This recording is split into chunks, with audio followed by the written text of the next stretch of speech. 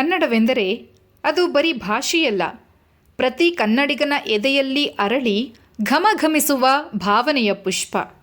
ಆಚರಣೆಗಳು ಕೇವಲ ಒಂದು ದಿನಕ್ಕೆ ಮಾತ್ರ ಸೀಮಿತವಾಗಬಾರದು ಎಂಬ ಮಾತಿನಂತೆ ನಿತ್ಯ ಭುವನೇಶ್ವರಿ ದೇವಿಯನ್ನು ಪೂಜಿಸುವ ಮನೋಭಾವ ಕನ್ನಡಿಗರಲ್ಲಿ ಮೂಡುತ್ತಿರುವುದು ಬಹಳ ಸಂತೋಷದ ಸಂಗತಿ. 2023ರ ಕೊನೆಯ ದಿನವಾದರೂ ಕನ್ನಡ ರಾಜ್ಯೋತ್ಸವದ ಆಚರಣೆಗಳು ನಡೆಯುತ್ತಿರುವುದು ಹೆಮ್ಮೆಯ ವಿಚಾರ. ಇಂದು ಡಿಸೆಂಬರ್ 31, ಮಹದೇವಪುರ ಕೈಗಾರಿಕಾ ವಲಯ, ಸಿಂಗಯ್ಯನಪಾಳ್ಯ, ಬೆಂಗಳೂರು.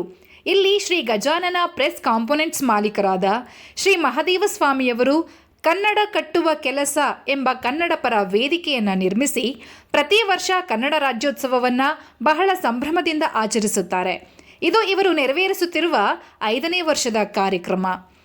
ಇಂದಿನ ಕಾರ್ಯಕ್ರಮದ ಧ್ವಜಾರೋಹಣವನ್ನು ಮಹದೇವಪುರ ಪೊಲೀಸ್ ಠಾಣೆಯ ಸಬ್ ಇನ್ಸ್ಪೆಕ್ಟರ್ ಆದ ಶ್ರೀ ವಿನೋದ್ ಕುಮಾರ್ ಅವರು ನೆರವೇರಿಸಿಕೊಟ್ಟರು. ಶ್ರೀ ಶರ್ಮಾಜಿ ಸರಸ್ವತಿ ಸರ್ಕಾರಿ ಕಿರಿಯ ಪ್ರಾಥಮಿಕ ಪಾಠಶಾಲೆಯ ಮುಖ್ಯೋಪಾಧ್ಯಾಯರು ಸಿರಿಲ್ ಮತ್ತು ಫ್ರಾನ್ಸಿಸ್ ರವರು ಮಹದೇವಸ್ವಾಮಿಯವರು ದೀಪ ಬೆಳಗುವುದರ ಮೂಲಕ ಕಾರ್ಯಕ್ರಮಕ್ಕೆ ಚಾಲನೆಯನ್ನು ನೀಡಿದರು. ಸಬ್ ಇನ್ಸ್ಪೆಕ್ಟರ್ ವಿನೋದ್ ಕುಮಾರ್ ಅವರು ಮಾತನಾಡಿ, ವಿಭಾಗವಾಗಿದ್ದ ಕರ್ನಾಟಕ ರಾಜ್ಯ ಒಂದುಗೂಡಿದ ಬಗೆಯನ್ನು, ಭಾಷಾವಾರು ಪ್ರಾಂತ್ಯಗಳ ವಿಂಗಡಣೆ, ಭಾಷೆಯ ಕುರಿತು ಅಭಿಮಾನ ಹೇಗೆ ಇರಬೇಕು ಎಂಬ ಹಲವಾರು ವಿಚಾರಗಳ ಬಗ್ಗೆ ಮಾತನಾಡಿ ಕನ್ನಡವನ್ನು ಬೆಳೆಸಲು ಪ್ರತಿ ಕನ್ನಡಿಗನೂ ಮನಸ್ಸು ಮಾಡಬೇಕೆಂದು ಹೇಳಿದರು. ಕನ್ನಡ ಕಟ್ಟುವ ಕೆಲಸ ಈ ಕಾರ್ಯಕ್ರಮದ ಆಯೋಜನೆಯಲ್ಲಿ ಮಹದೇವಸ್ವಾಮಿಯವರ ಜೊತೆ ಕೈಜೋಡಿಸಿರುವ ಅಲೆಕ್ಸಾಂಡ್ರು, ಕೌಶಿಕ್ ಹಾಗೂ ಕೈಗಾರಿಕಾ ವಲಯದ ಎಲ್ಲ ತಂಡಕ್ಕೂ ಅವರು ಕೃತಜ್ಞತೆಯನ್ನು ಸಲ್ಲಿಸುತ್ತಾರೆ. ಹಾಗೂ ಮುಂದಿನ ದಿನಗಳಲ್ಲಿ ಇದೇ ರೀತಿ ಹೆಚ್ಚಿನ ಕನ್ನಡಪರ ಕಾರ್ಯಕ್ರಮಗಳನ್ನು ಮಾಡಿ ಕನ್ನಡವನ್ನು ಉಳಿಸುವ ಪ್ರಯತ್ನವನ್ನು ಮಾಡುತ್ತೇವೆ ಎಂದು ಹೇಳಿದರು. 2023ನೇ ಈ ಕೊನೆಯ ದಿನಕ್ಕೆ ಒಂದು ವಿದಾಯವನ್ನ ಹೇಳ್ತಾ ನಾಳೆ ಹೊಸ ವರ್ಷದ ಸಂಭ್ರಮಾಚರಣೆಯಲ್ಲಿ ನಾವಿದ್ದೀವಿ. 2024ರ ಮೊದಲನೇ ದಿನದ ಹೊಸ್ತಿನಲ್ಲಿ ಆ ಹೊಸ ವರ್ಷದ ಅನುಭವವನ್ನ ಪಡ್ಕೊಳ್ಳೋದಕ್ಕೆ ಸಿದ್ಧರಾಗಿದ್ದೀವಿ.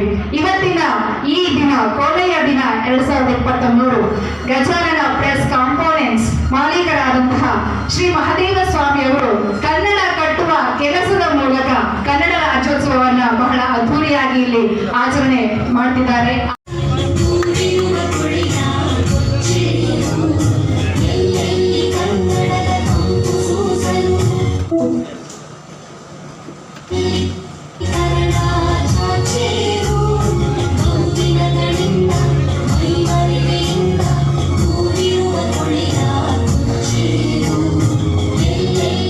ಕಾರ್ಖಾನೆ ಮಾಲೀಕರ ಹಾಗೂ ಕಾರ್ಮಿಕರ ಸಂಘದ ಅಧ್ಯಕ್ಷರಾದ ಗಜಾನನ ಮಧು, ಉಪಾಧ್ಯಕ್ಷರ ಶ್ರೀ ಕೌಶಿಕ್, ಎಲ್ರಿಗೂ ನಮಸ್ಕಾರ. ನಾನು ಮಹದೇವಪುರ ಠಾಣೆಯಲ್ಲಿ ಸಬ್ ಇನ್ಸ್ಪೆಕ್ಟರ್ ಆಗಿ 2021ರಿಂದ ಇಲ್ಲಿವರೆಗೂ ಕೆಲಸ ಮಾಡ್ತೇವೆ. ನಾವು ಫಸ್ಟು ಕನ್ನಡ ರಾಜ್ಯೋತ್ಸವ ಏನಕ್ಕೆ ಆಚರಿಸ್ತೀವಿ ಅನ್ನೋದನ್ನು ತಿಳ್ಕೊಳ್ಬೇಕು. ನಿಮಗೆ ಗೊತ್ತಿರೋ ಹಾಗೆ ಬ್ರಿಟಿಷರು ಬಂದರು, ಬಂದವ್ರಿಗೆ ಸ್ವಾತಂತ್ರ್ಯ ಬರುತ್ತೆ, ನಮ್ಮ ದೇಶ ಗಣತಂತ್ರವಾಗುತ್ತೆ. ಗಣತಂತ್ರ ಆದಮೇಲೆ ಆಳ್ವಿಕೆ ಮಾಡಬೇಕಲ್ವ. ಆಳ್ವಿಕೆ ಮಾಡಬೇಕಾದ್ರೆ ಪ್ರಾಂತ್ಯ ಅಂತ ಇರಬೇಕು, ಒಂದೊಂದು ಸ್ಟೇಟಾಗಿ ಡಿವೈಡ್ ಮಾಡಿ ಆಳ್ವಿಕೆ ಮಾಡಬೇಕಾಗುತ್ತೆ. ಬ್ರಿಟಿಷರು ಹೋದಾಗ ನಮ್ಮದು ಸುಮಾರು ಒಟ್ಟುಗೂಡಿಸಲು ನಡೆದಂತಹ ಒಂದು ಹೋರಾಟವೇ ಕರ್ನಾಟಕ ಏಕೀಕರಣ ಚಳವಳಿ. ಹಾಗೆ ಇದ್ದಂತಹ ಆಲೂರು ಕರ್ನಾಟಕ ರಾಯರು, ಹುಯಿಲಗೋಳ ನಾರಾಯಣ ರಾಯರು ಉದಯವಾಗಲಿ ನಮ್ಮ ಚೆಲುವ ಕನ್ನಡ ನಾಡು ಅನ್ನುವಂತಹ ಹಾಡನ್ನು ಬರೆದು ಕರ್ನಾಟಕದಾದ್ಯಂತ ಜನರಲ್ಲಿ ಕನ್ನಡದ ಬಗ್ಗೆ ಜಾಗೃತಿಯನ್ನು ಮೂಡಿಸ್ತಾರೆ. ಹಾಗೆ ಮೂಡಿದಂತಹ ಜಾಗೃತಿ 1956ರಲ್ಲಿ ಮೈಸೂರು ಸಂಸ್ಥಾನ ಆಗುತ್ತೆ. ಆ ವರ್ಷಗಳಿಂದ ಕನ್ನಡ ರಾಜ್ಯೋತ್ಸವವನ್ನು ಆಚರಿಸ್ತಾ ಇದ್ದೀವಿ. ಇದಕ್ಕಾಗಿ ನಮ್ಮ ಅಧ್ಯಕ್ಷರಾದ ಗಜಾನನ ಮಧು ಮತ್ತು ಉಪಾಧ್ಯಕ್ಷರಾದ ಶ್ರೀ ಕೌಶಿಕ್ ಅವರಿಗೆ ಧನ್ಯವಾದಗಳು.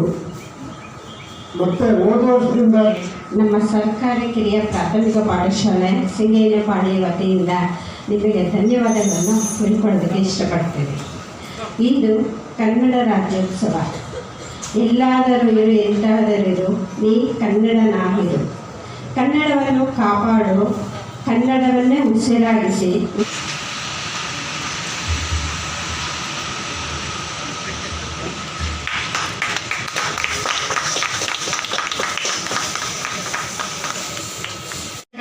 ಪ್ರೋತ್ಸಾಹಿಸಬೇಕು ಅಂತ ಕೇಳ್ಕೊಳ್ತೀನಿ.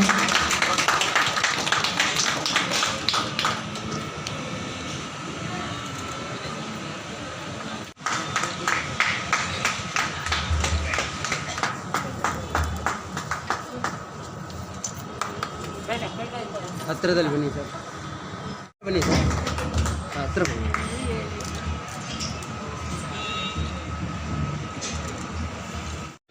ಹಾಗಾದ್ರೆ ತಂಡ ದಯವಿಟ್ಟು ವೇದಿಕೆ ಮೇಲೆ ಆಗಮಿಸಬೇಕು. ಟೀನಾ ಟೂಲ್ಸ್ ತಂಡ ವೇದಿಕೆ ಮೇಲೆ ಆಗಮಿಸಬೇಕು ಅಂತ ಕೇಳ್ಕೊಳ್ತೀನಿ.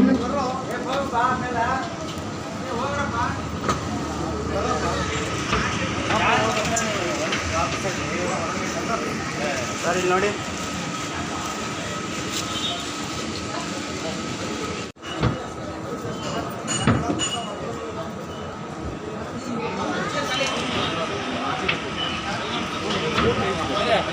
ಸರ್ ಉಪಾಧ್ಯಕ್ಷರೇ, ಹಲೋ.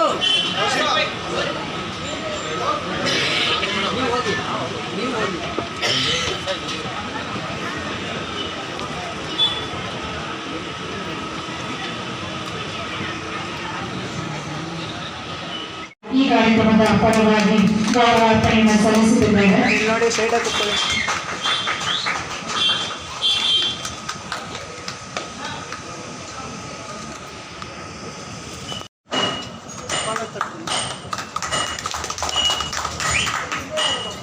ನಿಮ್ಮೆಲ್ಲರ ದೊಡ್ಡ ಚಪ್ಪಾಳೆ ಮೂಲಕ ಅವರಿಗೆ ಪ್ರೋತ್ಸಾಹವನ್ನು ಕೊಡಬೇಕು ಅಂತ ಹೇಳ್ಕೊಳ್ತೀನಿ.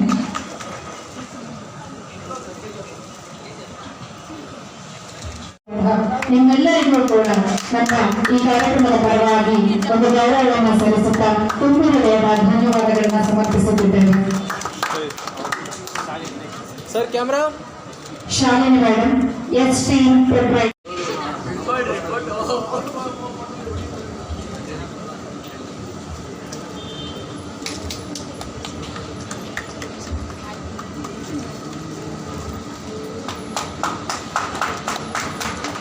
ಧನ್ಯವಾದಗಳು.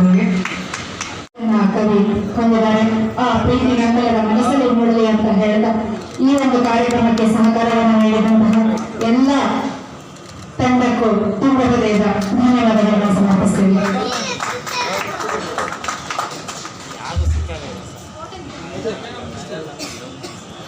ಉಳಿಯುವುದು ಕಣ್ಣು ಬಳ್ಳಿ ತಾನೆ ನೆಂಟನ್ನು ಬೆಸೆಯುವುದು, ಅಕ್ಕಿ ರಾಗಿ ಅನ್ನು ಕನ್ನಡ ಉಳಿಯುವುದು, ಕಾಳು ಕಡ್ಡಿ ತಾನೆ ಹಸಿವನ್ನು ನೀಗುವುದು ಅಂತ ಈಗಿನ ಪ್ರಸ್ತುತ ಸಿಚುಯೇಷನ್ ನಾವು ಅಪ್ಪ ಅಮ್ಮ ಅನ್ನೋದನ್ನ ಕೆಳಗೊಂಡ್ಬಿಟ್ಟು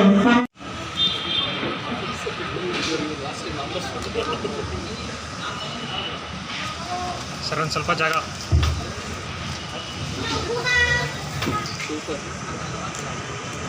ಕರ್ನಾಟಕದ ಕಾರ್ಯಕ್ರಮಗಳ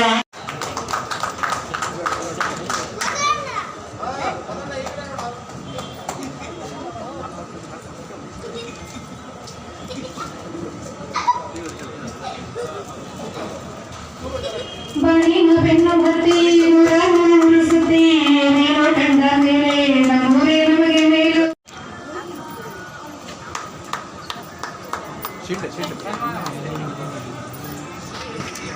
ಮುಂದೆ ಬನ್ನಿ ಸರ್, ಫೋಟೋ ಮುಂದೆ ಬನ್ನಿ ಸರ್, ಎಲ್ಲ ಮುಂದೆ ಬನ್ನಿ ಮೇಡಮ್ ಹತ್ರ ಬನ್ನಿ.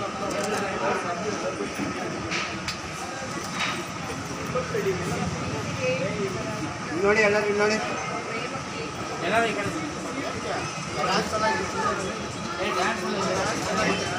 ಕ್ಯಾಮ್ರಾ.